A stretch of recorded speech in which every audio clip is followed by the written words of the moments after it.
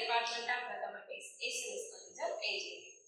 In this session, we are going to discuss about problems on chi-square test in goodness of it. In goodness of it, we tested any significant difference between observed and the expected frequency value.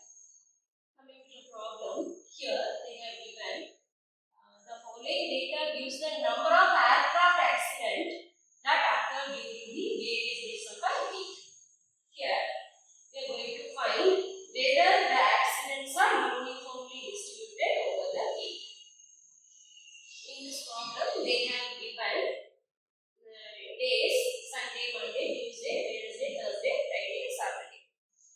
In these days, we observed the number of aircraft accidents. Sunday, 14 accidents, Monday, 16 accidents, Tuesday, 8 accidents, Wednesday, 12 accidents, Thursday, 11 accidents, Friday, 9 accidents, Saturday, 14 accidents.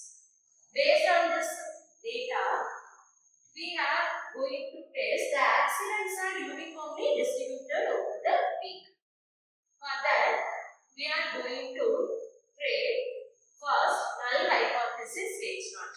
Here, we assume that the accidents are uniformly distributed over the week. In alternatively, we frame the alternative hypothesis H1. Here, we assume that the accidents are not uniformly distributed over the week. Now, we are going to analyze this case. Here, let us assume the level of significance alpha is 5% level. Here, we are going to calculate the test statistic value. Here, the days are Sunday, Monday, Tuesday, Wednesday, Thursday, Friday, Saturday. Here, the observed frequency values are 14, 16, 8, 12, 11, 9, 14.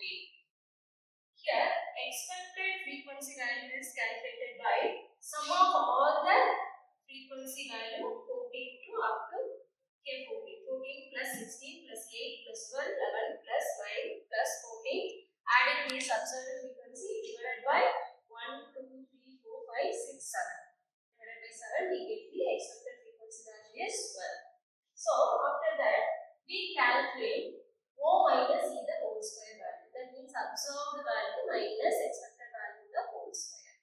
So, here the difference between 14, 12 minus 12 is 2. Square in that we get 4. 16 minus 12 is 4. Square in that value we get 16.